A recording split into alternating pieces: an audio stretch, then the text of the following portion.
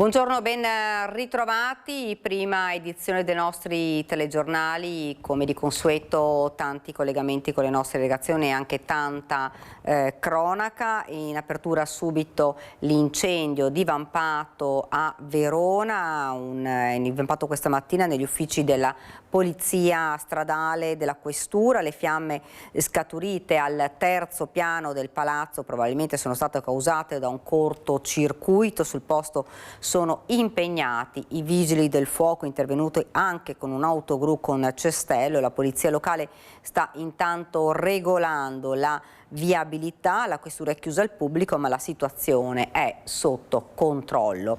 Ed ora andiamo invece subito dalla nostra Marta Marangon, che la vedo già pronta sullo schermo, perché è stato trovato, rinvenuto un ordigno bellico a Ponte de Pria. Ce ne parla la nostra Marta. Marta, buongiorno. Sì, Daniela, buongiorno a te e ai telespettatori che ci stanno seguendo da casa. Sì, questa mattina è una notizia appunto che si è saputa proprio circa mezz'ora fa. È stato ritrovato sul Botteniga, siamo in zona tra Ponte de Pria e Piazza Rinaldi, in quell'area lì proprio in fondo al fiume che Simone Merlo vi sta facendo ora vedere. È stato ritrovato un ordigno bellico, molto probabilmente risalente alla seconda guerra mondiale. L'ordigno è stato rinvenuto durante delle operazioni di pulizia del canale. L'acqua, la vedete, è poco profonda in questo tratto, ma c'è parecchia vegetazione, quindi probabilmente per tanti anni l'ordigno è rimasto nascosto tra la vegetazione, l'erba che si può vedere abbondante sul fondo del fiume. Immediatamente gli addetti che stavano effettuando le operazioni di pulizia hanno avvisato le forze dell'ordine. È stata avvisata la polizia locale del comune di Treviso e poi la questura, che ha appunto la competenza in caso di disinnesco con gli artificieri. Proprio pochi minuti fa sono arrivati gli agenti della questura e dovranno poi decidere con un ulteriore sopralluogo come procedere, perché non si sa ancora naturalmente quanto pericoloso possa essere questo ordigno, quanto pericolosa possa essere la situazione. In caso sia necessario ovviamente rimuoverlo per poi disinnescarlo se l'ordigno è ancora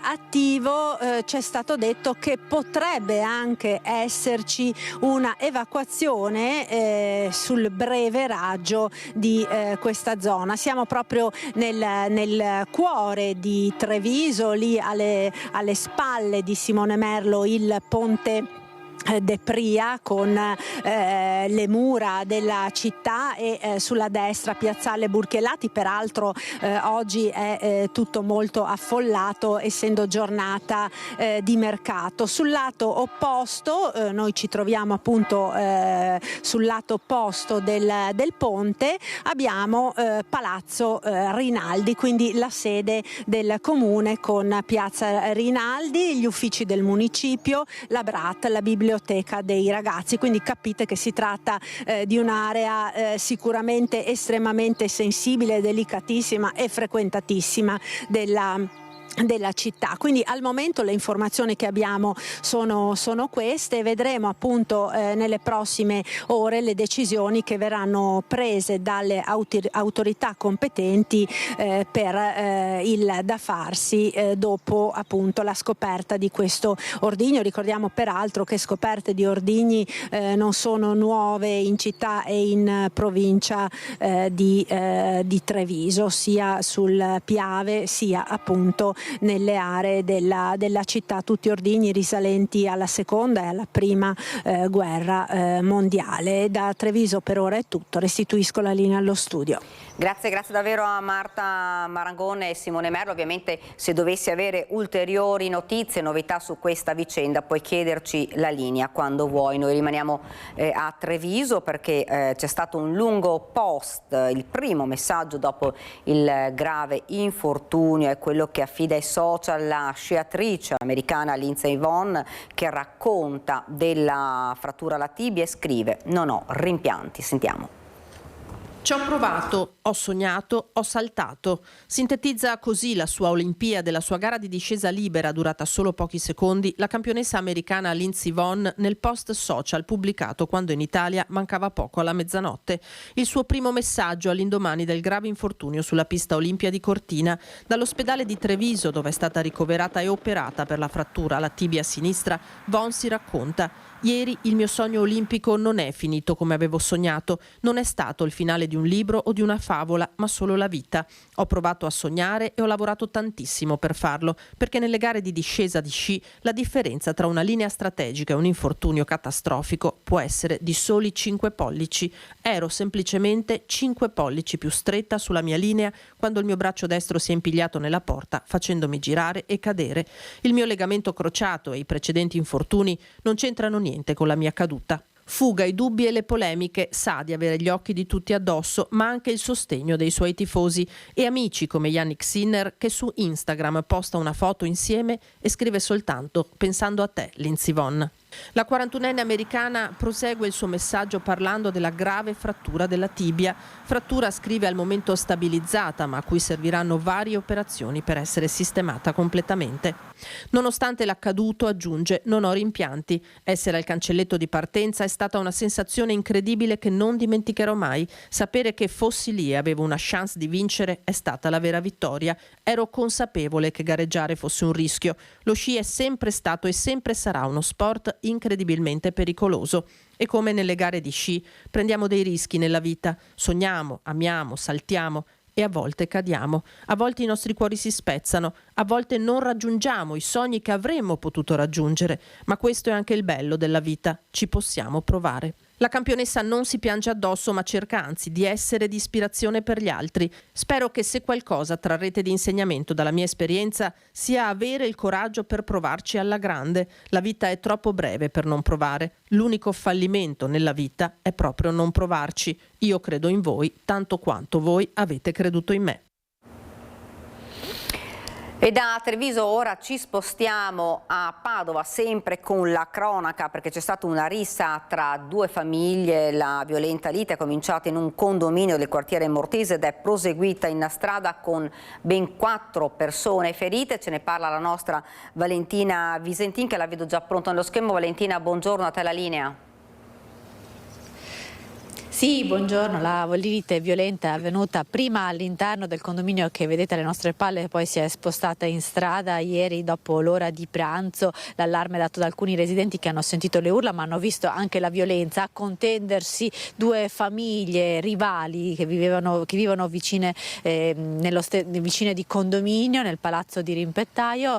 Ancora sconosciuti i motivi della lite violenta, pare ci fosse anche un coltello viste le ferite. 4 persone infatti sono state medicate e curate in ospedale per schiurazioni alle mani e al volto, ma non è ancora stato ritrovato questo presunto coltello che sarebbe comparso nei momenti più violenti di questa rissa, interrotta solo dall'arrivo delle forze dell'ordine, sia polizia e carabinieri, che si sono precipitati qui in via Baiardi nel quartiere Mortise. 26 le misure di prevenzione personale emesse subito dal questore di Padova. Si tratta di provvedimenti appunto di prevenzione personale: 10 divieti di accesso per 3 anni nelle zone limitrofe, il quartiere di Mortise, 10 DASPO fuori contesto con un divieto di accedere ad autobus e mezzi pubblici per 1 anno e 5 avvisi orali, di cui 2 aggravati dal divieto di ottenere armi e spray urticanti. Ma in merito a questa vicenda sentiamo subito le parole del questore di Padova Marco Dorisio e poi la linea può tornare allo studio.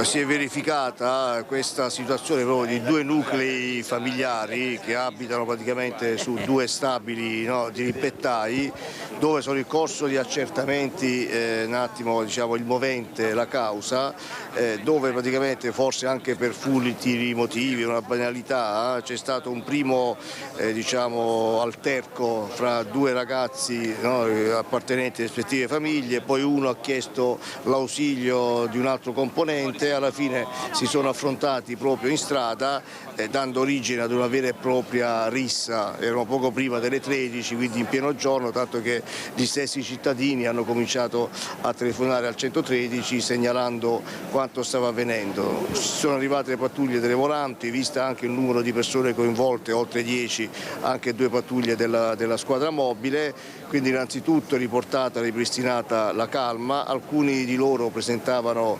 delle scoriazioni, delle ferite, tanto che è stato necessario ricorrere alle cure mediche dei sanitari, quindi tutti invitati in questura. Per tutti è scattata la segnalazione alla Procura della Repubblica per rissa aggravata, visto che ci sono stati anche appunto dei feriti. Alcuni dal pronto soccorso hanno riscontrato diciamo, tagli, quindi è probabile che sia stata usata anche qualche lama, qualche coltello. Sono stati fatti anche degli accertamenti, ma non sono stati rinvenuti né nei cassonetti in zona né lungo il marciapiede.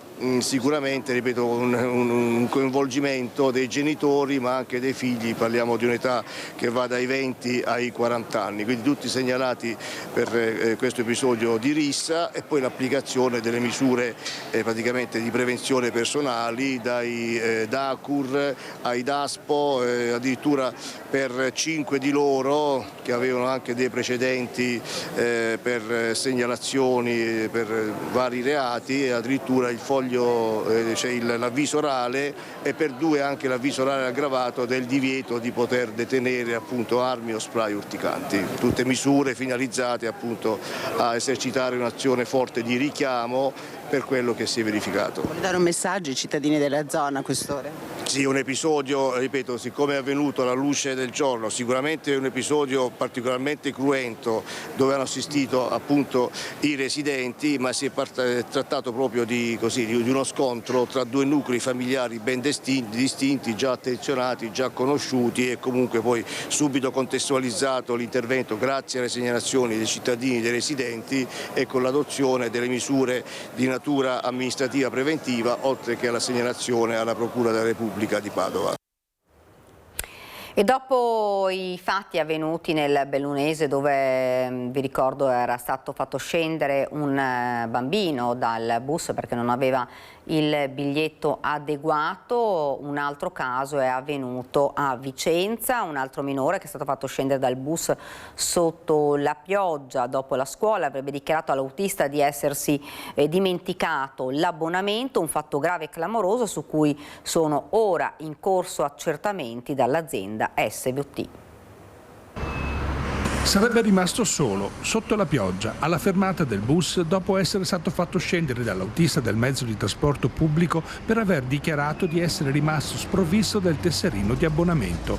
Protagonista uno studente quindicenne disabile che sarebbe tornato a casa dopo la scuola solo grazie all'intervento del nonno, contattato successivamente dal ragazzino col cellulare.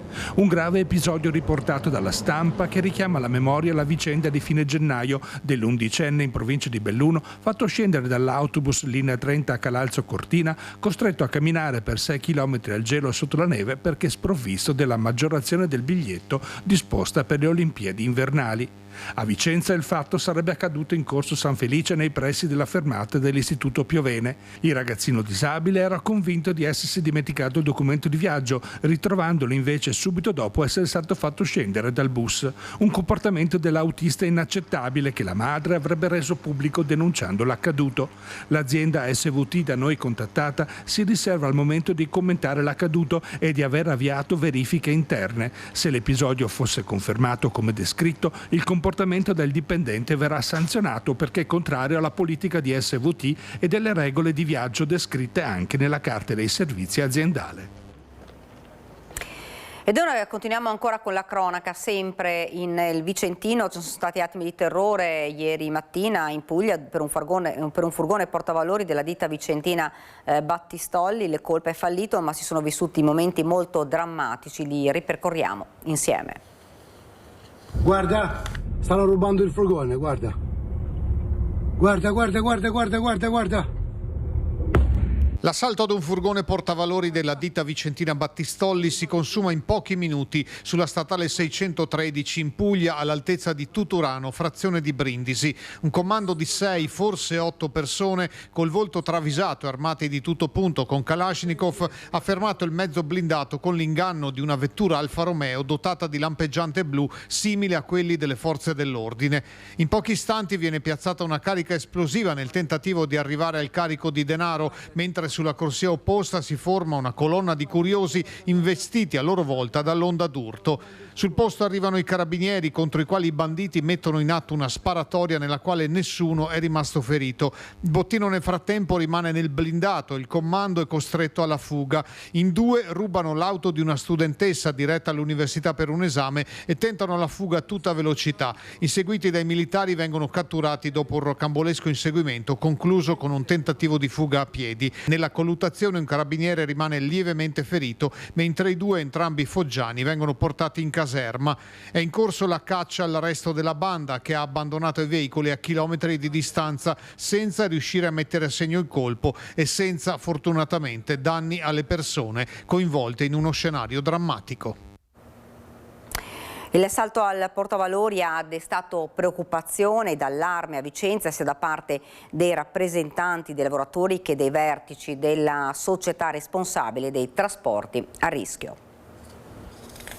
C'è il rischio che si arrivi non più a feriti, ma purtroppo si può rischiare di avere le prime vittime tra le guardie giurate. Per questo il primo pensiero alla sede centrale di Vicenza è stato rivolto ai vigilantes chiusi nel furgone. In 2 anni è il 12° assalto ai portavalori della Battistolli che avviene in zona. La prima notizia che cerchiamo quando succedono questi eventi è la salute dei nostri collaboratori, che naturalmente è la principale nostra preoccupazione. I colpi sparati nei confronti delle forze dell'ordine erano ad altezza uomo, quindi determinati a far male.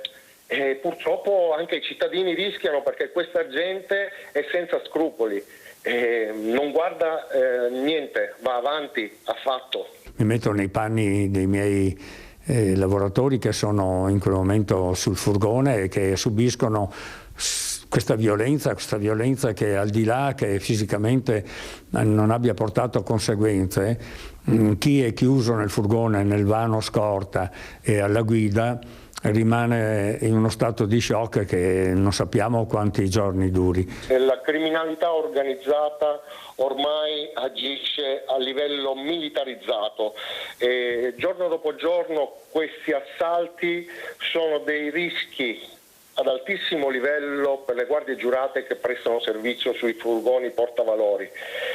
Bisogna alzare il livello di preparazione delle guardie giurate e i protocolli di ingaggio. Io credo che al di là di quello che noi possiamo fare a livello formativo e quanto altro, questa è una formazione che va fatta sul campo. Ognuno che vive virtualmente un tentativo di rapina non può immaginare cosa succede nel caso in cui una rapina sia vera. Noi non siamo una forza paramilitare, non abbiamo a disposizione aree e anche mezzi per poter simulare permente un assalto. L'incolumità del nostro personale è garantito dalle blindature che noi cerchiamo sempre con attenzione, che siano veramente all'altezza di un attacco così come è avvenuto. Ed ora ci spostiamo, andiamo a Feltre, parliamo dell'incendio avvenuto alla Idro, ce ne parla la nostra Tiziana Bolognani. Tiziana, buongiorno, buongiorno anche al tuo ospite, a te la linea. Sì, Daniela, buongiorno. Un nuovo incendio ieri mattina ha interessato una cabina dei comandi elettrici alla Idro di Feltre. Questo incendio arriva a distanza davvero di poche settimane da un precedente episodio analogo che porta preoccupazione, che porta apprensione, perché è stato avviato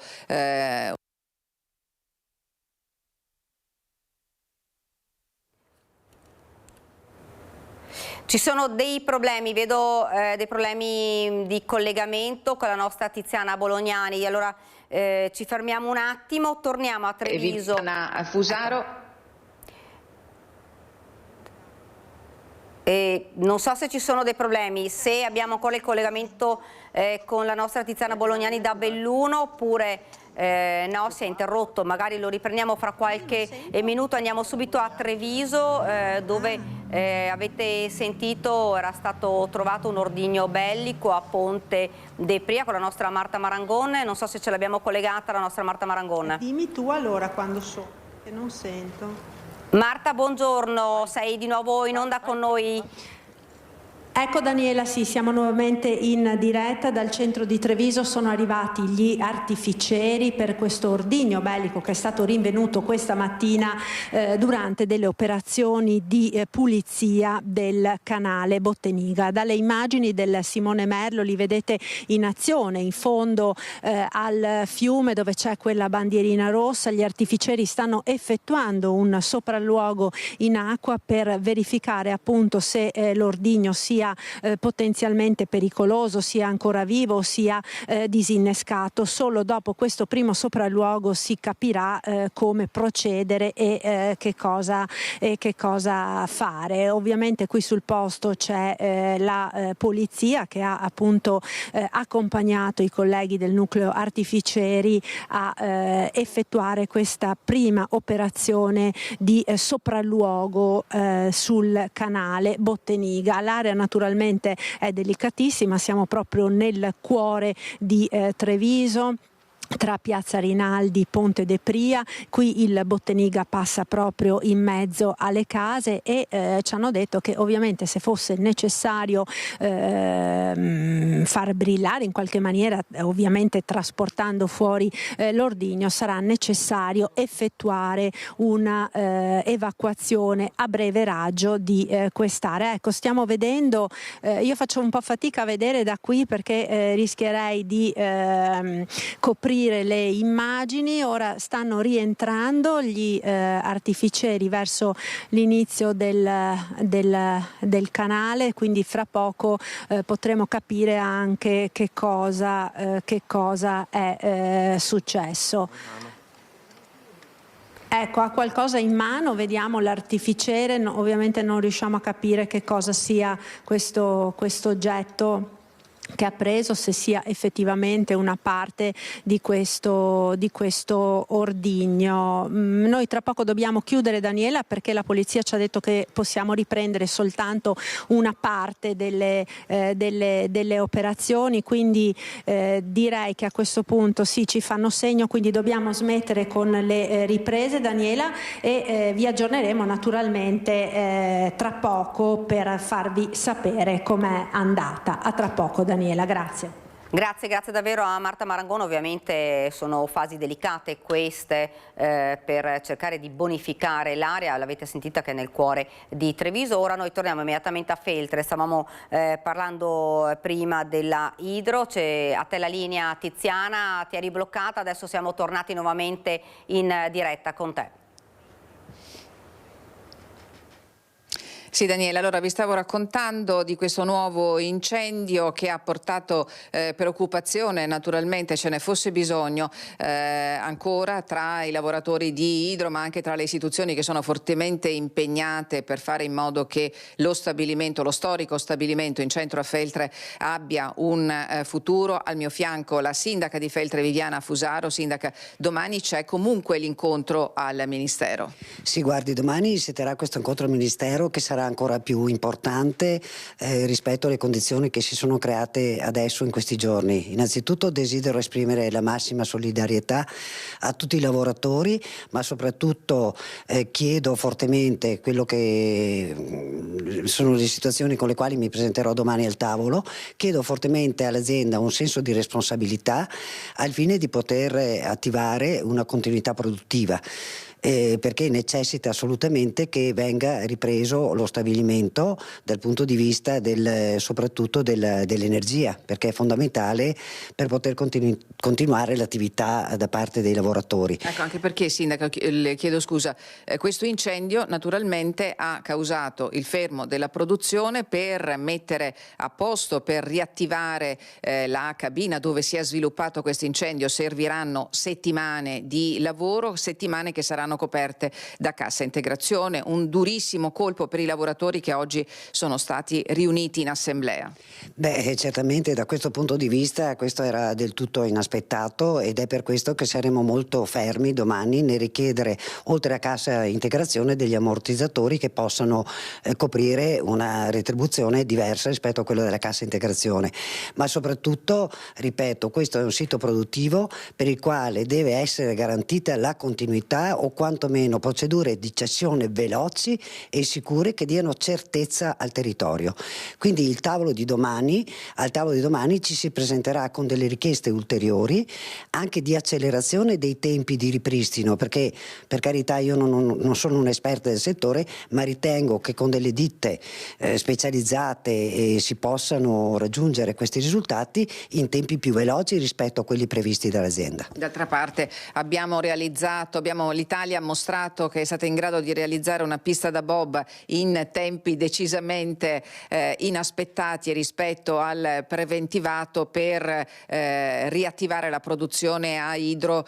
Possibilmente, se c'è la volontà, questa può avvenire in tempi decisamente rapidi, decisamente brevi, perché questo problema, Sindaca, lei lo continua a ripetere da quando è scoppiata questa emergenza, è un problema che riveste vari aspetti della società, rispetta ai problemi dell'economia, delle persone, delle famiglie e anche dello stesso territorio, della stessa certezza, della stessa continuità di afflato sociale, ecco, no? di questa terra. Sì, questo è fondamentale. Guardi, noi abbiamo visto quanto la comunità si sia stretta attorno a questo problema, attorno ai lavoratori, quanta solidarietà ci sia stata, quindi è un problema che tocca a tutti, che tutti attendono di vedere risolto al meglio possibile, ma soprattutto si parla di persone,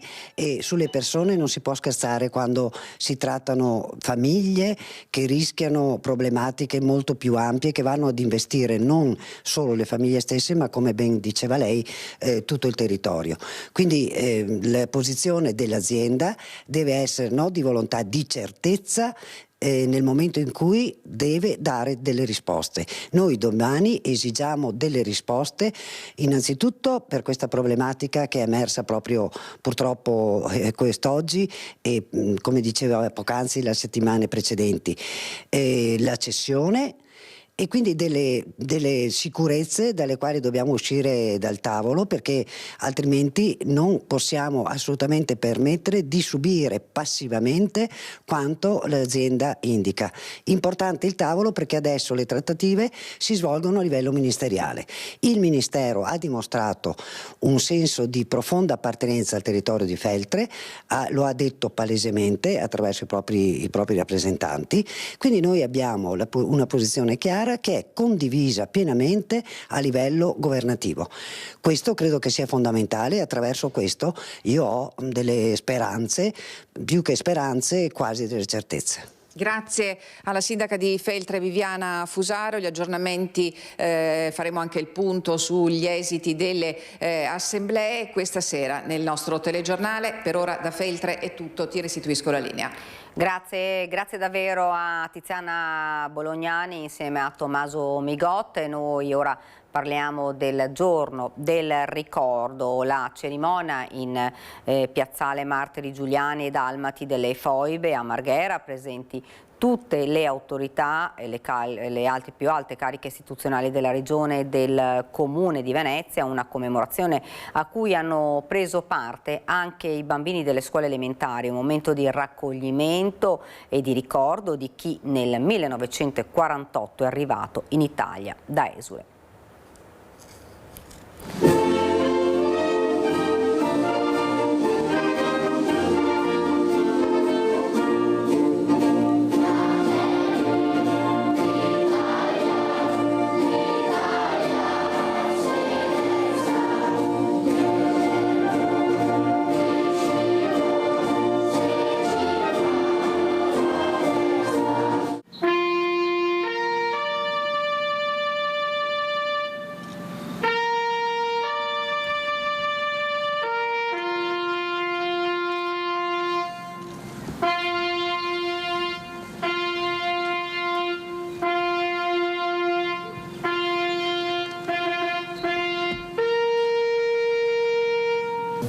In questo momento in tantissime città italiane, da Torino a Milano fino a Napoli, a Bari, anche a Palermo, a Cagliari, si sta facendo una cerimonia come questa, e anche in tante città, in tanti luoghi della città metropolitana di Venezia. Ecco, questa è una cosa che fino a 20 anni fa sembrava quasi improponibile. Certamente la legge sul giorno del ricordo ha portato a queste realtà e devo dire che noi siamo veramente molto, molto contenti di questo, perché non è un qualcosa che fugge solo il 10 febbraio, ma qualcosa che resta tangibile diciamo per tutto l'anno. Ci sono italiani che sono stati e sono diventati italiani 2 volte, uno per nascita perché erano nelle terre italiane e uno per scelta, quando hanno dovuto decidere se rimanere italiani o cambiare, diciamo, stato nelle terre dove sono cresciuti, e penso che questa sia la riflessione più importante, quindi italiani 2 volte. Porto nel mio stesso nome la storia degli esuli istriani, che insieme ai fiumani, ai dalmati e a tutti gli istriani sono dovuti venire via da una terra che era la loro, che era parte della nostra nazione. Noi vediamo come la storia entri nella vicenda delle persone e in qualche maniera la traumatizzi, la modifichi, eccetera. E io devo essere grato a chi ha voluto questa legge, perché ha costituito anche in me stesso un processo di rielaborazione della vicenda della mia famiglia, perché mio padre, che fece la guerra partigiana, poi fu costretto ad andare via, quindi stavamo su 2 parti.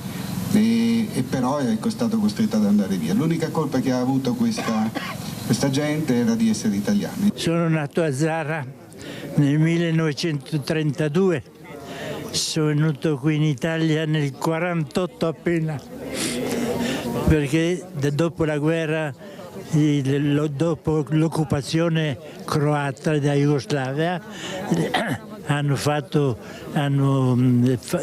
bloccato tutto le partenze. I miei genitori hanno dovuto 3 anni a battere perché vengano riconosciuta la cittadinanza italiana. Poi finalmente siamo venuti nel maggio del 48, siamo riusciti a venire in Italia. Un viaggio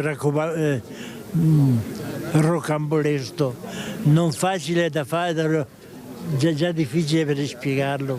La memoria non è solo quella del cervello che dice, quella che deve rimanere sempre in allenamento, perché noi abbiamo tanti anni ormai, bisogna punzecchiare.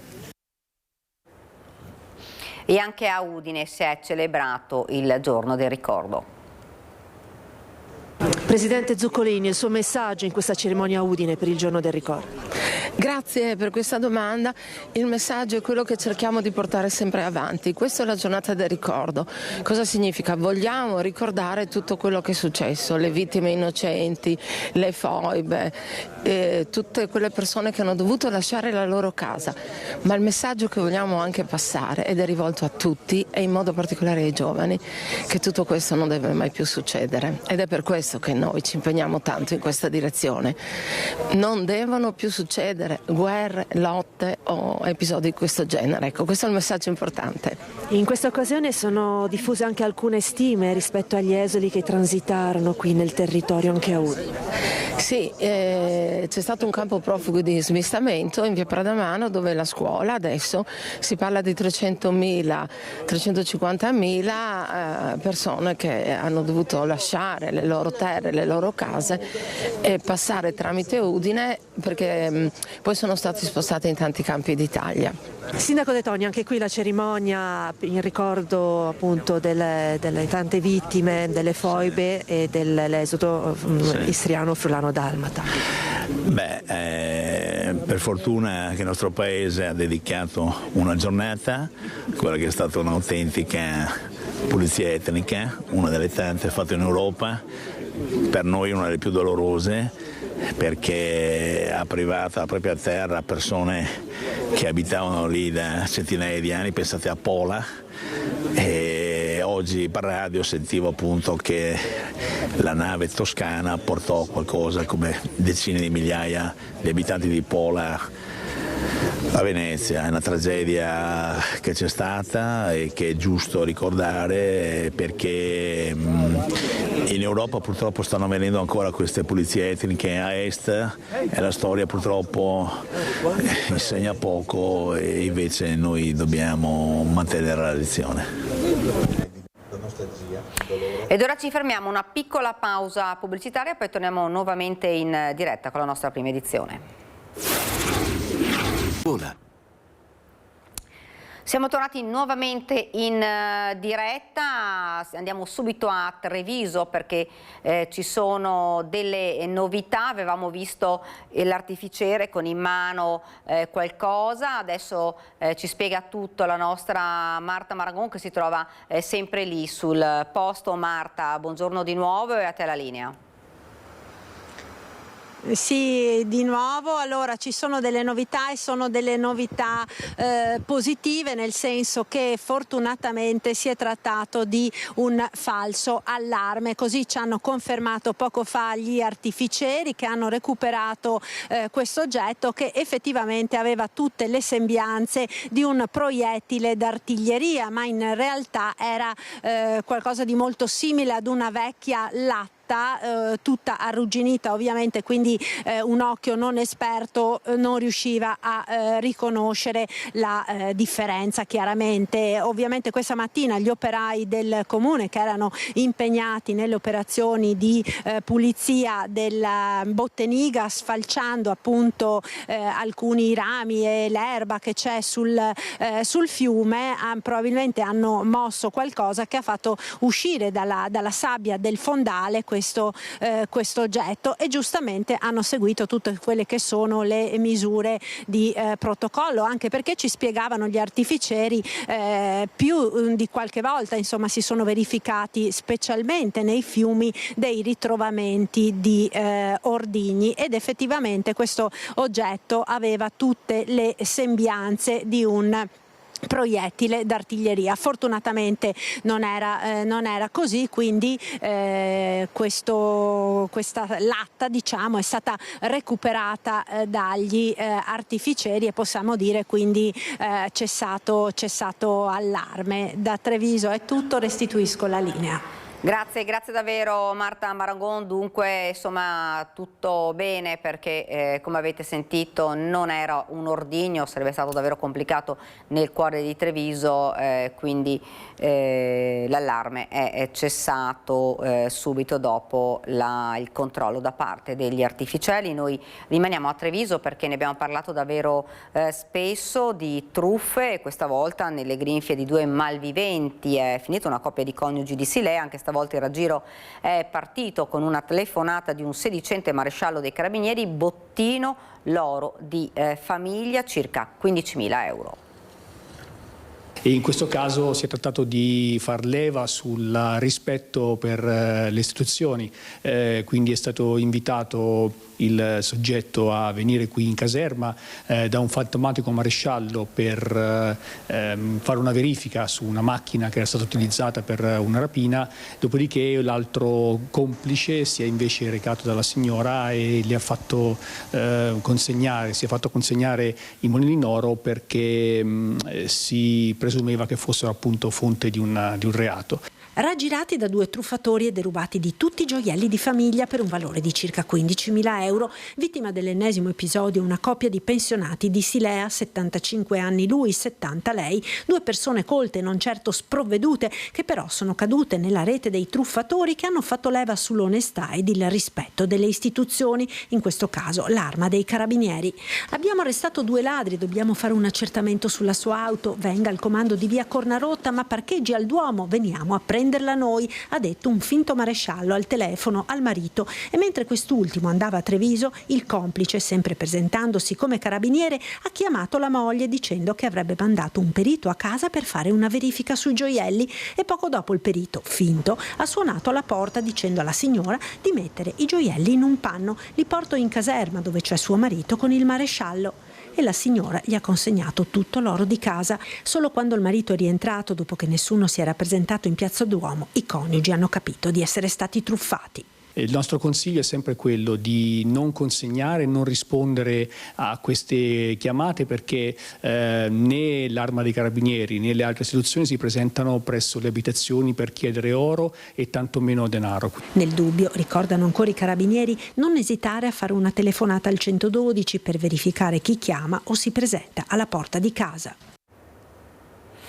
E la truffa del finto maresciallo anche a Padova, grazie alla segnalazione di alcuni cittadini, a Selvazzano Dentro è stata sventata. La truffa ha fermato e denunciato dai Carabinieri un cittadino campano di 64 anni.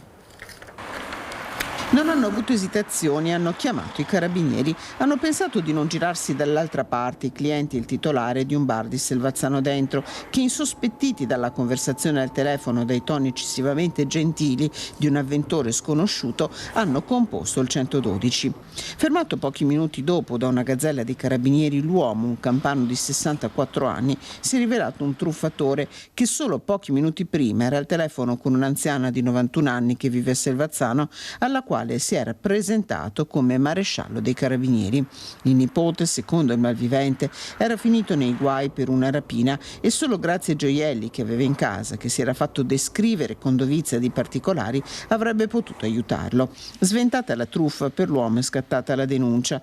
Al momento del fermo il 64enne è stato trovato in possesso di 710 euro in contanti, un Rolex e un bracciale in oro che sono stati sequestrati.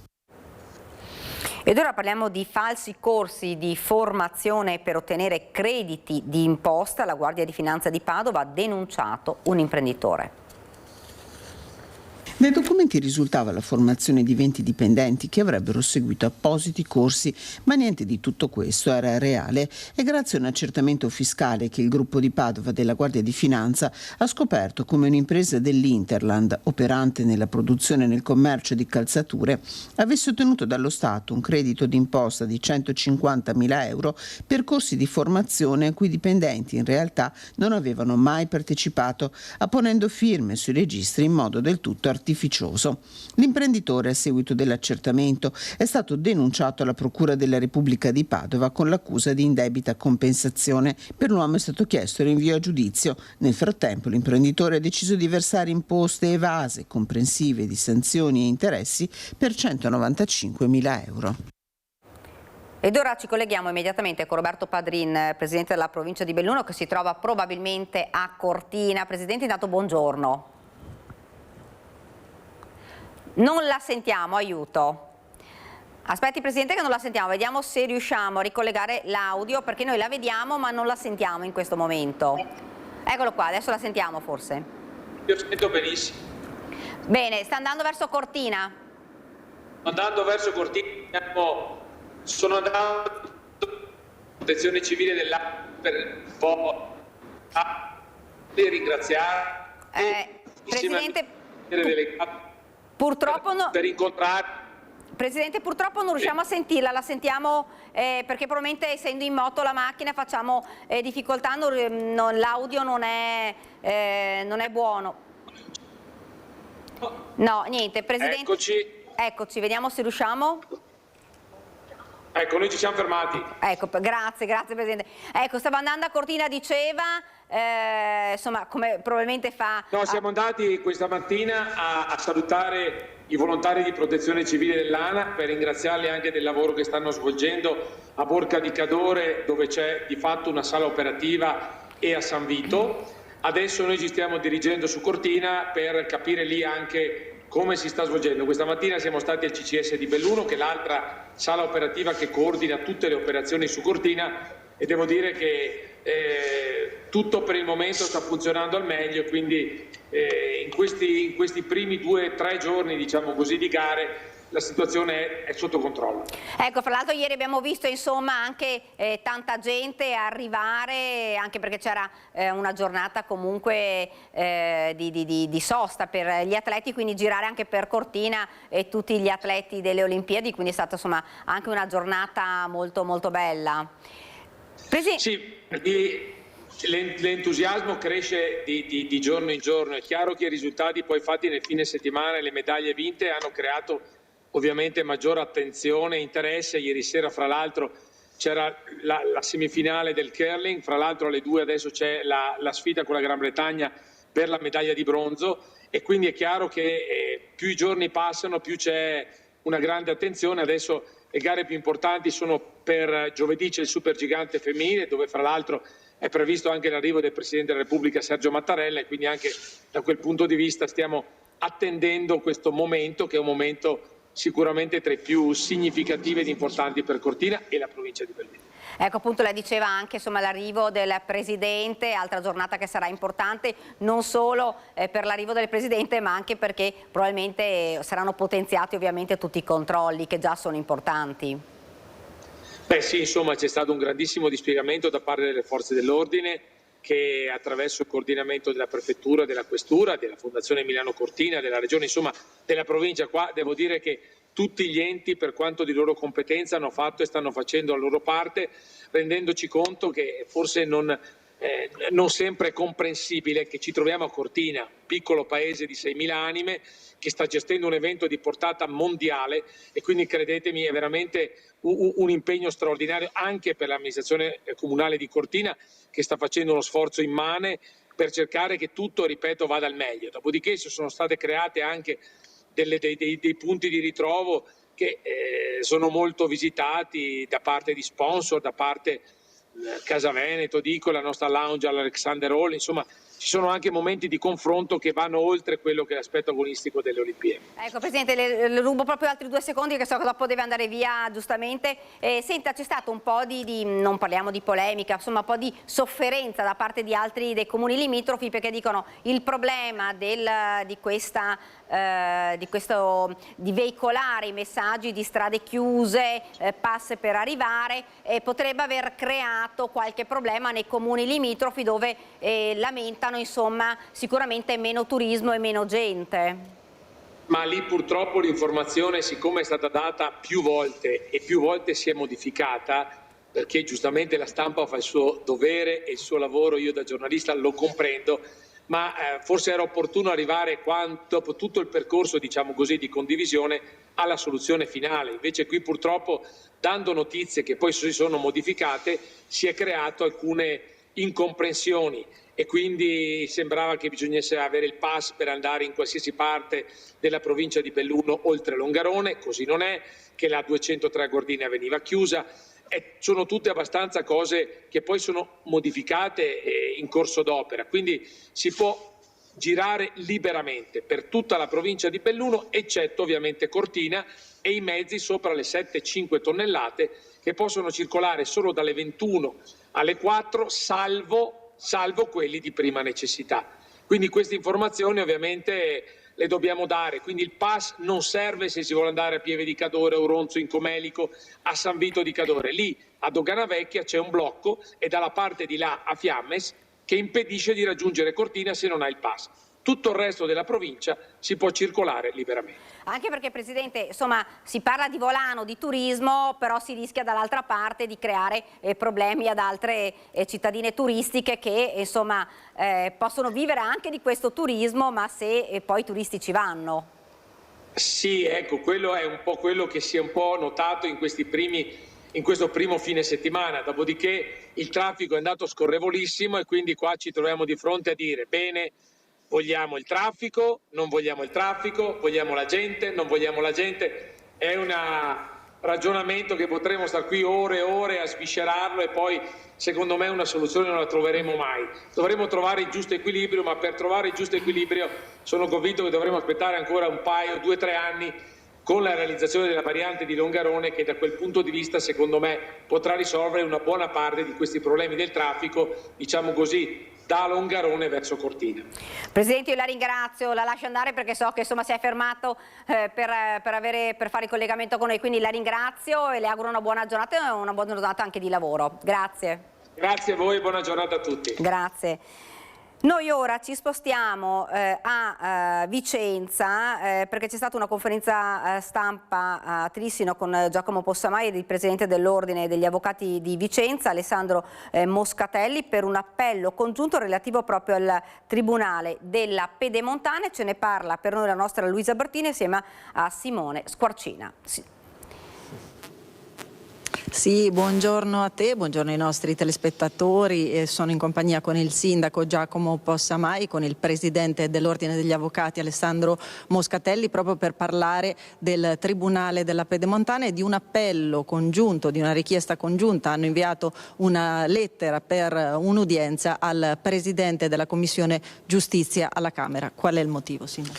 Il motivo è che siamo molto preoccupati perché quando è stata ipotizzata l'istituzione del Tribunale della Pedemontana era sempre stato detto da parte del governo, da parte dei parlamentari, dei consigli regionali che l'hanno sostenuto, che questo sarebbe accaduto senza toccare il personale dei tribunali di Vicenza, Padova e Treviso, che già sono in difficoltà attualmente con scopertura d'organico molto pesante. Ecco, il problema è che adesso è arrivato il disegno di legge e dice una cosa molto diversa, cioè che il personale del Tribunale della Pedemontana andrà ricercato e preso proprio dai 3 tribunali, che vuol dire mettere in ginocchio 3 tribunali in un colpo solo, Vicenza, Padova e Treviso.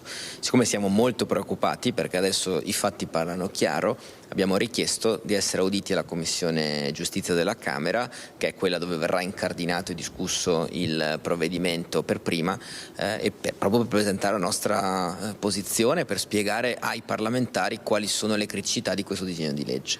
Ecco, diciamo che la questione è in evoluzione, quindi tutto può cambiare. La partita è assolutamente aperta, nel senso che l'esame alle Camere di fatto deve ancora cominciare, però è stato depositato questo disegno di legge, è passato anche dal Consiglio dei Ministri e quindi è il momento giusto per chiarire bene quali sono i paletti e soprattutto perché il territorio faccia sentire la propria voce. Tanti parlamentari, consiglieri regionali in questi anni a più riprese hanno detto che erano favorevoli all'istituzione del Tribunale Pedemontana solo nel caso in cui non avesse messo in difficoltà e tolto personale a Padova, Vicenza e Treviso. Ecco, siccome adesso abbiamo gli elementi per sapere che così non sarebbe, bisogna che tutti si facciano sentire. E proprio a proposito dei numeri, la preoccupazione nasce fondamentalmente da questo. Chiedo al Presidente dell'Ordine quali sono i numeri della giustizia qui nel Tribunale di Vicenza in termini di personale amministrativo e magistrati. La scopertura del personale amministrativo è superiore al 45%, quella dei magistrati si attesta intorno al 20%. Non è solo un dato berico, ma è un dato che possiamo dire simile sia per il territorio del Tribunale di Treviso sia per il Tribunale di Padova. Quindi abbiamo di fronte 3 tribunali che hanno già delle forti inefficienze, delle forti mancanze di personale. È evidente che l'apertura di questo nuovo tribunale con la specifica di quanto ha appena detto il signor Sindaco è evidente che aumenterebbe l'inefficienza delle 3 strutture. Ecco, io ringrazio i nostri ospiti per essere stati con noi e restituisco la linea allo studio. Grazie davvero a Luisa Bertini, grazie anche ai suoi ospiti. Noi ora andiamo nel Trevigiano, ne avevamo parlato spesso insomma di fatti di cronaca che coinvolgevano gli autisti della MOM, e da ieri mattina gli autisti e i controllori indossano le body cam, telecamere a registrazione continua da utilizzare come prova in caso di violenze o aggressioni da parte di chi sale sui bus senza biglietto, ma la novità arriverà già forse nelle prossime settimane con una barriera interna antisfondamento per proteggere i conducenti da tifosi violenti. Abbiamo presentato alla motorizzazione, d'accordo anche col prefetto e con il questore, un progettino per blindare e quindi garantire l'incolumità all'autista che fa il suo dovere. Abbiamo trovato sicuramente sia la motorizzazione che il prefetto e il questore d'accordo, e quindi stiamo procedendo in questo senso. Una lastra di vetro antisfondamento per tutta la larghezza dell'autobus, dividendo il posto guida e l'uscita anteriore dal resto del veicolo. Sarebbe questo il nuovo accessorio che MOM si appresta ad omologare e montare sui veicoli destinati al trasporto delle tifoserie. Una barriera mobile pensata dopo l'aggressione di dicembre ad un autista da parte dei tifosi del Mestre, con il presidente Colladoni irremovibile sulla decisione di non fornire più il servizio per non mettere in pericolo i suoi conducenti. Ora si aspetta solo il via libera della motorizzazione per un dispositivo che potrebbe essere copiato da altre aziende di trasporto. Un annuncio nel giorno dell'attivazione delle bodycam. Come è andato il primo giorno con le bodycam? È andata bene, abbiamo avuto un passeggero che ha avuto un po' di resistenza, ma come ha visto le bodycam ci ha dato i documenti subito. Indossate da autisti ma anche da controllori o, come citano le casacche, agenti di polizia amministrativa, si stanno rivelando un deterrente efficace a violenze e intemperanze da parte di chi sale sui bus senza biglietto. Polizia amministrativa perché sono dei pubblici ufficiali e quindi rispondono come polizia amministrativa. Quanti sono? I nostri controllori sono 8, abbiamo anche 5 autisti che fanno anche da controllori. La nostra intenzione è quella di raddoppiare il numero a breve. Registrazioni continue durante tutto l'orario di servizio da utilizzare come prova sia per eventuali contestazioni alle infrazioni, ma soprattutto in caso di aggressioni e devastazioni, come quella di sabato scorso ai danni di un bus della Barzi. Parliamo di sicurezza sulle strade. Ieri vi abbiamo proposto un sondaggio che riguardava gli autovelox. Lo vedete, sicurezza stradale, serve riattivare gli autovelox. Il risultato è piuttosto evidente, per l'86,9% non serve riattivare gli autovelox, quindi hanno risposto di no, mentre un 13,1% ha risposto che invece sarebbe importante e quindi ha risposto di sì.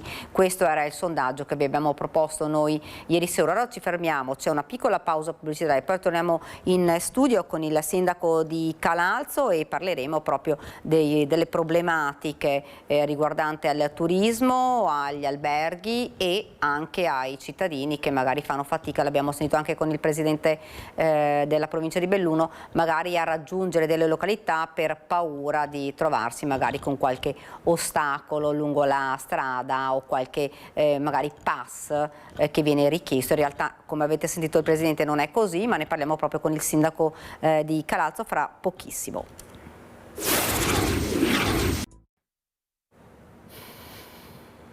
Siamo tornati nuovamente in diretta con la nostra prima edizione, lo abbiamo annunciato poco fa il sindaco di Calalzo Luca Fanton. Sindaco, buongiorno, grazie per essere qui con noi.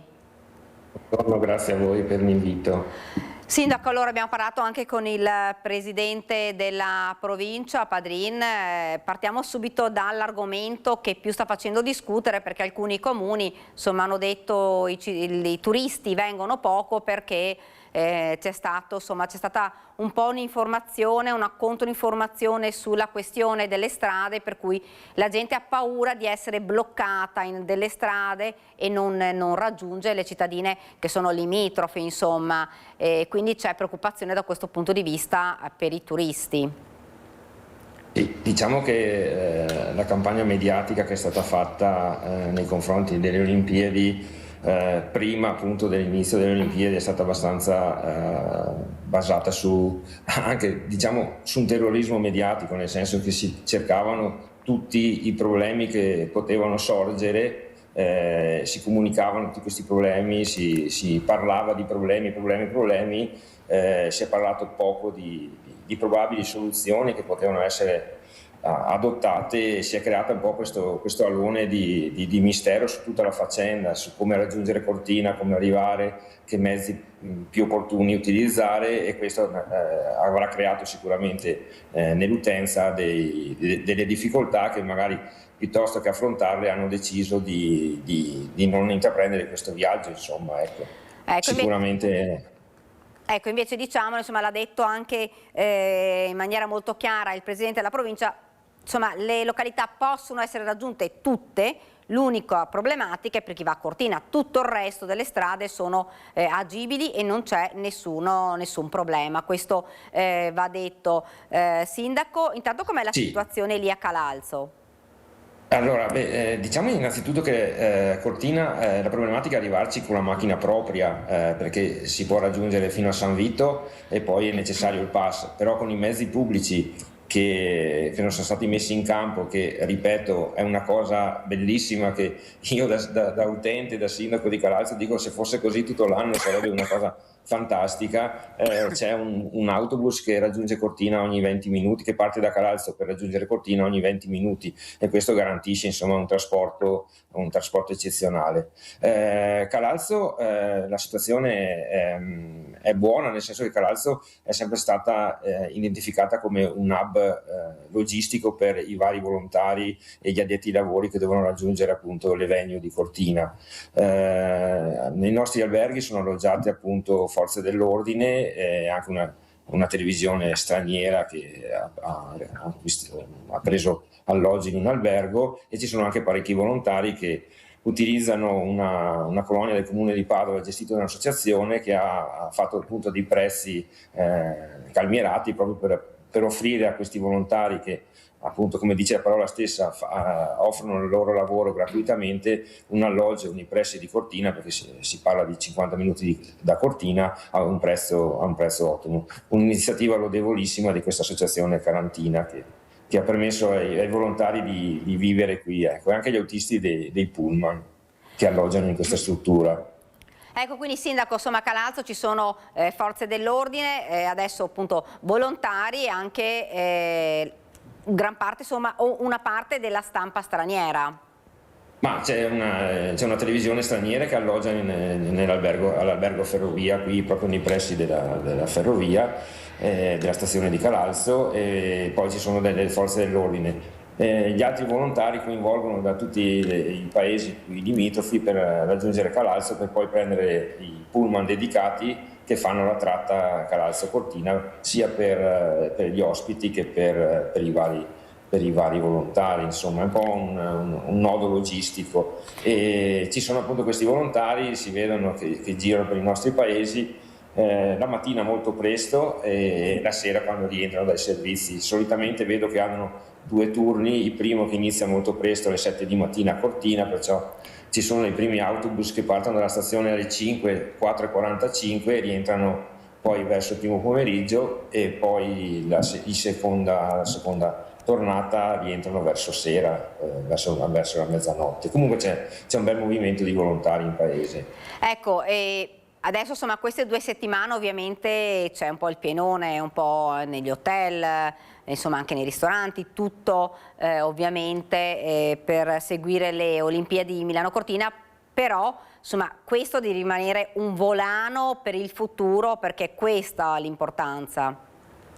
Beh sì, la speranza di noi, specialmente noi paesi cadorini, è proprio questa, che questa sia un volano per i prossimi anni. Sicuramente non ci si poteva aspettare che questi 2 o 3 settimane di gara potessero fare la differenza per il turismo, per la nostra economia. La nostra speranza è appunto quello che gli investimenti che sono stati fatti, che si pensa a 5 miliardi di investimento su strutture che poi rimarranno sul territorio per l'87%, che questo grosso investimento sia proprio il volano per permetterci di affrontare un po' il futuro con un maggior spirito anche di iniziativa da parte dei privati, nel senso che qui si spera che ci sarà un aumento del turismo nei prossimi anni che ci permetta insomma di vedere il futuro con un po' di sano ottimismo. Ecco, Matteo Salvini aveva detto sono infrastrutture quelle che stiamo facendo, che abbiamo fatto, che finiranno per Milano Cortina, che rimarranno per i prossimi 50 anni. Eh sì, noi che abitiamo qui abbiamo avuto la fortuna stiamo ancora usando quello che è stato costruito per le Olimpiadi di Cortina del 56, adesso speriamo appunto che quello che viene costruito, che verrà finito di costruire adesso nel prossimo futuro, ci possa permettere di avere un arco temporale come quello che è stato delle altre Olimpiadi per i prossimi 20-30 anni, insomma, perché le infrastrutture, specialmente nelle nostre zone, se non ci fosse stato un evento planetario come le Olimpiadi, difficilmente le avremmo ottenute. Ecco, Sindaco, lei non so se ha sentito magari anche altri suoi colleghi, alcuni si sono lamentati perché magari negli hotel fanno fatica ad arrivare i turisti in queste 2 settimane per i motivi che abbiamo insomma già detto. Ha sentito qualcuno, sa com'è la situazione magari nei comuni vicino a lei? Sì, dipende un po' appunto dalle zone. Diciamo che i nostri hotel, essendo anche nei comuni limitrofi, essendo vicini a Cortina, sono stati occupati in gran parte da addetti ai lavori o forze dell'ordine. Sono mancati i turisti che magari anche solitamente in questa stagione, le settimane di carnevale, sono sempre state le settimane di alta stagione, quelli sì effettivamente sono un po' mancati, forse proprio per il discorso che avevamo detto all'inizio di questo collegamento, cioè sul fatto che un po' di timore sui trasporti, di come muoversi, di cosa trovavano aperto, avrà indotto a saltare, diciamo, questa stagione. La mia speranza è proprio quella che si sistemi tutto, anzi si amplifichi questa cosa per i prossimi anni. Ecco, Sindaco, se qualcuno volesse venire a Calalzo, oggi come oggi, in queste 2 settimane, insomma, che siamo proprio nell'apice delle Olimpiadi, comunque ci sono ancora posti per poter soggiornare ad esempio a Calalzo? Sì, beh, ci sono delle strutture delle quali sono a conoscenza, bed and breakfast o strutture simili che hanno disponibilità di camere, sicuramente ne hanno. Questo è importante. Ecco, questo Sindaco è importante dirlo proprio per avvisare i turisti che strade si può arrivare, ma soprattutto che ci sono ancora dei posti per poter soggiornare qualora insomma qualche turista volesse venire. Come diceva lei, questa insomma era la settimana considerata la settimana un po' bianca per molti turisti. Sì. Sì, abbiamo le strade, sono percorribili, ci sono degli ottimi servizi pubblici, ci sono disponibilità nelle camere sia di bed and breakfast che strutture simili, che anche negli alberghi, insomma qualche camera libera si trova sicuramente e ben volentieri vi aspettiamo. Ecco. E Sindaco, soprattutto c'è la neve finalmente. E c'è anche la neve, qualche disagio quella la crea perché adesso la gente non ha più pazienza neanche di aspettare che scenda, che deve essere, noi amministratori dobbiamo toglierla ancora prima che scenda, però insomma fa parte un po' dei disagi dell'inverno. Questa è una piccola punta polemica, però insomma me la consentite. Ecco. Sindaco, quindi insomma per il futuro ci si aspettano davvero cose importanti, soprattutto per queste località. Sì, io sono un ottimista, di conseguenza spero appunto che tutto quello che è stato fatto per questo evento ci permetta di avere una visione insomma per un futuro prospero per il nostro Cadore, perché abbiamo bisogno appunto di un rilancio, di una presenza di turisti che ci permetta anche a noi di vivere volentieri nelle nostre vallate, insomma. Sindaco, già è riuscito ad andare a Cortina a vedere qualche competizione, qualche gara? Allora, gare ancora no, abbiamo partecipato con tutti i sindaci della provincia di Belluno alla cerimonia, quella inaugurale, quella fatta in contemporanea a Cortina, è stata molto, molto bella e molto anche emozionante. Sono stato a Cortina anche domenica perché abbiamo presentato un progetto legato a Casa Veneto, legato a Calalzo, la proposta di legge del Made in Italy, che è un'altra cosa molto interessante che stiamo portando avanti sempre per un rilancio anche turistico del Cadore di Calalzo, e spero che nelle prossime 2 settimane insomma, di riuscire ad andare a vedere una gara. Vedo che anche lì c'era sempre il problema dei biglietti, in realtà guardando nel sito delle Olimpiadi qualche qualche posto si riesce ancora a trovare, anche a dei prezzi accettabili, insomma. Sindaco, io la ringrazio, grazie davvero. Speriamo che questo Grazie. messaggio sia arrivato, insomma, alla gente, ai turisti che vogliono venire anche durante questo periodo, perché posti ce ne sono, le strade sono libere. Esatto, questo è il messaggio che deve passare ben volentieri. Grazie mille. Grazie davvero, grazie Sindaco, grazie. Buon lavoro. Grazie, un saluto a tutti, grazie. Grazie. Noi ora andiamo avanti con la nostra prima edizione, risultato non più idoneo ai ruoli militari per gravi patologie e difficoltà di ambulazione, chiede di essere assegnato da civile ad altro incarico. Il Ministero lo trasferisce da Udine, parliamo quindi di un militare, a Treviso, ma lui ricorre al TAR.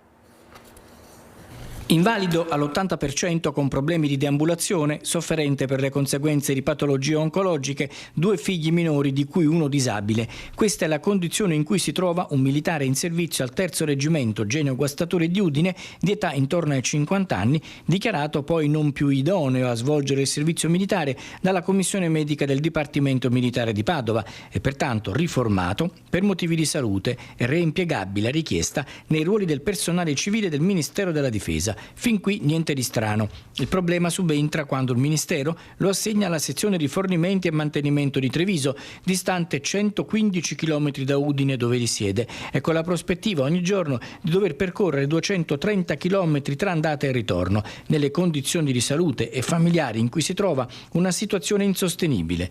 L'ex militare si è rivolto al TAR attraverso il suo legale Carmine Perruolo, ottenendo l'annullamento del trasferimento. È stato necessario proporre ricorso perché l'amministrazione non ha tenuto conto della gravissima situazione del ricorrente, sia dal punto di vista fisico che familiare.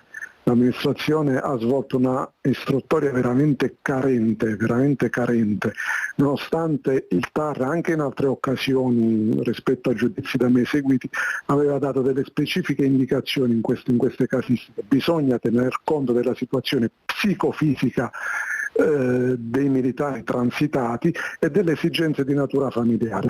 Ho dovuto per tutelare i miei assistiti diverse volte al TAR, ma il Ministero, la pubblica amministrazione cade per così dire sempre in errore. In base a un'istruttoria superficiale assegna persone malate presso sedi di servizio lontanissime, in alcuni casi facendo acuire le malattie che già avevano. Rimaniamo a Udine, gli chiedono di esibire il biglietto del bus e lui reagisce estraendo un paio di forbici dalla tasca e minaccia i vigilanti. È accaduto domenica su un mezzo di linea di trasporto pubblico locale. Ennesimo episodio di violenza a bordo delle linee del trasporto pubblico locale. Nella serata di domenica in Viale Venezia i carabinieri della sezione radiomobile di Udine insieme ai colleghi della stazione di Martignacco sono intervenuti su richiesta del personale in servizio a bordo di un mezzo per la prevenzione di aggressioni agli addetti e ai passeggeri dei bus. La chiamata di aiuto ai militari è arrivata per una minaccia subita da 2 vigilantes che avevano chiesto ad una persona di esibire il titolo di viaggio. L'uomo reagiva alla richiesta, prima rivolgendo frasi minacciose in lingua sia italiana che straniera, poi estraendo dalla tasca delle forbici, agitandole verso i 2 controllori. Le guardie giurate facevano immediatamente arrestare la corsa in Viale Venezia e contattavano il 112 per richiedere l'intervento delle forze dell'ordine. I carabinieri, raggiunto il posto, intervenivano identificando il 61enne e procedendo al sequestro delle forbici e alla denuncia dell'uomo per minaccia aggravata, resistenza a un incaricato di pubblico servizio e porto di armi od oggetti atti a offendere. Cecchini del weekend a Sarajevo, interrogato in procura a Milano l'80enne di San Vito in silenzio davanti ai giornalisti mentre l'avvocato sottolinea ribadita l'estraneità ai fatti. Ma secondo lei perché è finito in questa situazione? Chi è che ha...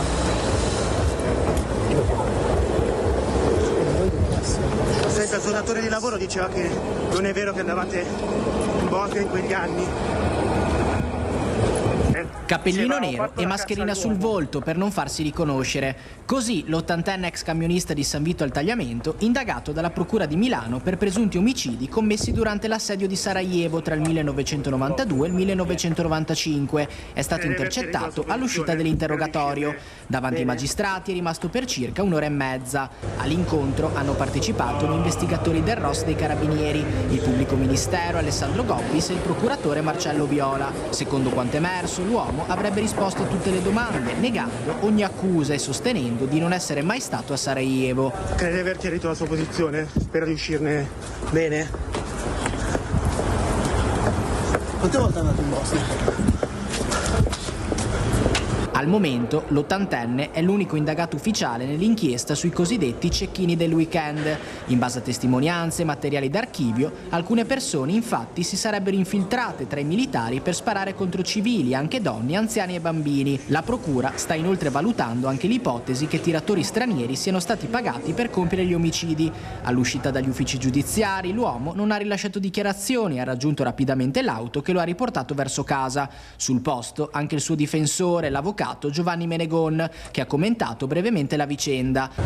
Il mio assistito ha risposto alle domande del pubblico ministero, ha ribadito la sua assoluta estraneità ai fatti e confida che a questo punto la magistratura, e ci pare che sia così, al di là del clamore mediatico di questi momenti, verifichi, accerti, ripeto, l'assoluta estraneità del signor Cettati di Destano. Quindi io non ho altro da aggiungere. Ve l'ho spiegato. Non si finisce. Non ci sono altre cose da dire. Così dall'oggi al domani. Solo una domanda, avvocato, solo sulla questione. Poche parole e poi la fuga, il passo accelerato, la rincorsa dei giornalisti e la scelta di non rispondere ad altre domande. È l'esercizio della diritto di difesa. Siamo tutti professionisti. Non ho altro da aggiungere. Se si ferma un attimo riusciamo a parlare, avvocato, perché siamo tutti, non registriamo ma siamo... Grazie. Solo una cosa, avvocato, ha detto il suo assistito: mi faranno morire con questa storia. Posso chiamare? Non siamo riusciti a parlare con lui. Se posso dirci solo come sta, come sta vivendo. Non ho altro da aggiungere se non ribadire l'assoluta estraneità ai fatti del mio assistito. Ed ora apriamo la pagina politica. Ieri mattina nella sede di Cfarma a Catron di Roncade il presidente della regione Alberto Stefani ha convocato europarlamentari, deputati, senatori e consiglieri regionali del centrodestra per iniziare a costruire a tutti i livelli una lobby che faccia gli interessi del Veneto. È una lobby positiva questa, è quella del Veneto, che sicuramente fa gli interessi del Veneto. Pensare e agire tutti con un unico obiettivo, la nostra regione. È partito a Catron, lungo il Sile, il nuovo corso del centrodestra veneto. In una riunione convocata dal presidente Alberto Stefani, che per molti, tra parlamentari, consiglieri regionali ed eurodeputati, è stata quasi una sorpresa, il governatore, forte della sua esperienza a Roma e non solo, ha chiesto a tutti di guardare verso un'unica direzione. Creare una filiera che porti il livello locale, il livello regionale, il livello nazionale, il livello europeo a dialogare nell'interesse del Veneto. Noi dobbiamo essere protagonisti nelle istituzioni nazionali e sovranazionali. E per dimostrare che si può fare, il Presidente richiama il progetto di una grande azienda regionale per gestire l'intera rete autostradale veneta e la variante della Romea, reinvestendo gli utili stimati tra gli 80 e i 100 milioni di euro all'anno nella manutenzione e sicurezza del territorio. Lo sblocco della holding autostradale all'epoca avvenne proprio grazie ad un emendamento, tra l'altro con un governo di centrosinistra, e il centrodestra, facendo squadra anche con alcuni esponenti di centrosinistra, era riuscito a portare a casa questo risultato. Un primo incontro dove c'è stata piena adesione al progetto a tutti i livelli, iniziando da Roma, come ha sottolineato da Fratelli d'Italia il senatore e coordinatore regionale Luca De Carlo. Una cabina di regia doverosa per affrontare tanti temi, sapendo che oggi abbiamo una grossa pattuglia sia di parlamentari che di consiglieri regionali che hanno la fortuna di amministrare sia la nazione che il Veneto, e quindi è logico che la politica debba fare sintesi di tutto ciò anche per essere veramente utili e strategicamente importanti per questo territorio. Ma si parla più di filiera politica oppure di lobby? È lo stesso, l'importante è il risultato. Si è sempre detto, e per moltissimi anni è stato vero, che il Veneto è un gigante economico, un nano politico, perché altre regioni portano a casa molto più di quello che gli spetta e noi facciamo più fatica, parlo dell'interlocuzione con Roma ma anche verso l'Europa. Dobbiamo copiare dei siciliani? Ma su alcune cose il copiare non è negativo se le cose sono positive. Una su 100.000, loro su questo sono più bravi di noi a far squadra. Ma il presidente Stefani vuole andare oltre, coinvolgendo anche il centro-sinistra. A medio termine intendiamo anche coinvolgere eventualmente altri gruppi politici, magari in materie ovviamente trasversali su cui si possa fare squadra. Ci sono delle scelte che non hanno colore politico, non possono avere colore politico e che fanno l'interesse del Veneto. E su queste scelte il Veneto, tutto da destra a sinistra, deve essere compatto e avere una voce forte. Continuiamo con la politica, dal capitolo chiuso su Vannacci a Luca Zaia, candidato ideale per il centrodestra alle amministrative di Venezia, le parole del leader della Lega Matteo Salvini ieri sera a Trieste. Vannacci 2027 potrà correre col centrodestra. Capitolo chiuso, ragazzi. Io sono un alleato della coalizione. Capitolo chiuso, io quando stringo la mano e guardo in faccia una persona mi fido. Quando viene meno questa fiducia, capitolo chiuso, non sto a cruciarmi e guardo avanti. E direte no a un ingresso? No, ma abbiamo cose più serie di cui occuparci, onestamente. Tipo le elezioni a Venezia, c'è un candidato, espressione del centrodestra, di che partito, se si può dire qualcosa? Fatto salvo che io quando vado a Venezia per lavoro, anche settimana scorsa, mi fermano per le calli chiedendo Zaia. E quindi c'è sicuramente un candidato che metterebbe d'accordo tutti e vincerebbe, però siccome parlo con Luca tutte le settimane ci sono tante possibilità su cui lavorare e quindi se non sarà lui ci sarà sicuramente una soluzione all'altezza, ma la forza della Lega e la forza del centrodestra è la squadra, non è solo il singolo e quindi conto che la scelta venga fatta a breve. Non si ferma il vivace scambio fra l'europarlamentare Elena Donazzan ed il sindaco di Bassano Nicola Finco sulla mostra di Segantini che tanto prestigio sta portando alla città. Botta e risposta, pari e patta e palla al centro? Ma quando mai? La querelle fra l'europarlamentare Elena Donazzan e il sindaco Nicola Finco sull'origine della mostra su Segantini, che ha portato Bassano alla ribalta nazionale con oltre 80.000 visitatori, non si esaurisce sui social e continua. E come se continua? Per amor di cronaca la faccenda è questa. Donazzan arriva a Bassano per visitare la mostra, ne resta rapita e ringrazia con un post sui social Elena Pavan, ex sindaca della città del Ponte. L'attuale sindaco Nicola Finco ringrazia per la pubblicità alla mostra, ma ricorda a Donazzan che l'esposizione è farina del suo sacco. Il tutto condito da buone maniere e da retroscena politici. Ma la replica di Finco ha portato l'eurodeputata a riaprire l'agenda di qualche mese fa. Era il 2 febbraio del 2024 e quando l'assessore Cabbion mi chiamò per raccontarmi della riunione che la Regione del Veneto, io ero assessore regionale, volle con la direzione cultura e turismo per fare un progetto che il presidente Zaia aveva voluto anche con il mio coinvolgimento, che si chiamava Veneto in Action. Era un marketing territoriale per fare in modo che le Olimpiadi fossero percepite anche sui territori. Insomma, per Donazzan la genesi della mostra non è dell'amministrazione Finco, ma di un momento ben preciso dell'organizzazione degli eventi collaterali alle Olimpiadi di Milano e Cortina. Un momento, ricorda l'europarlamentare, in cui c'era qualcun altro alla guida della città. Il sindaco Pavan allora propose proprio una mostra su Segantini.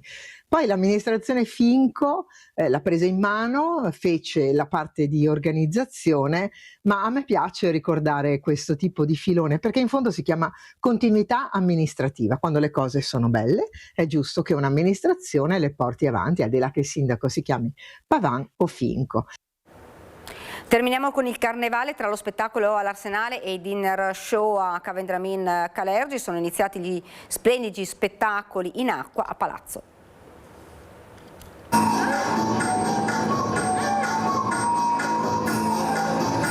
Sono iniziati nelle antiche sale di Ca Vendrem in Calergi, dinner show del carnevale Il Canto d'Ambrosia, un'esperienza che segna l'inizio delle cene ufficiali a palazzo e invita gli ospiti a varcare una soglia invisibile, sospesa tra mito, seduzione e meraviglia. Il dinner show è uno dei momenti in cui coloro che amano il carnevale, che lo frequentano ogni anno, ritrovano un momento per confrontarsi anche con gli altri appassionati, tutti rigorosamente in costume. E quello che è bello, così lo dediamo sia al dinner ma lo dediamo anche al concorso della maschera più bella, la meticolosità con cui le persone si preparano di anno in anno, italiani, veneziani e un popolo internazionale del carnevale. Tra velluti e luci dorate ogni sera le sale si popolano di cantanti, musicisti, performer, fakiri e ballerini, mentre le divinità dell'Olimpo si muovono tra gli ospiti come presenze vive e familiari. Tra duelli creativi si sorseggia Ambrosia.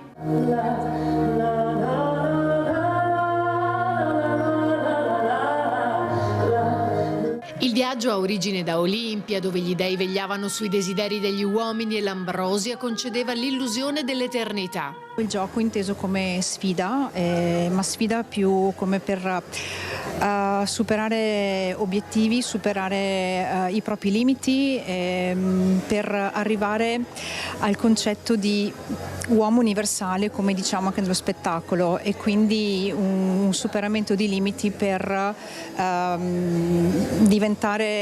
raggiungere fondamentalmente la pace con se stessi e la pace con il resto del mondo, insomma, fondamentalmente visti anche i tempi. Intanto le Marie del Carnevale sono pronte per l'attesa sfilata in piazza San Marco, un momento che celebra le reginette e mette in risalto i 12 abiti cuciti per l'occasione, che daranno vita a un viaggio nel tempo attraverso i costumi simbolo delle edizioni passate. Opere d'arte sartoriale realizzate da Francesco Brigi dell'Atelier Pietro Longhi, che raccontano l'evoluzione creativa del carnevale veneziano.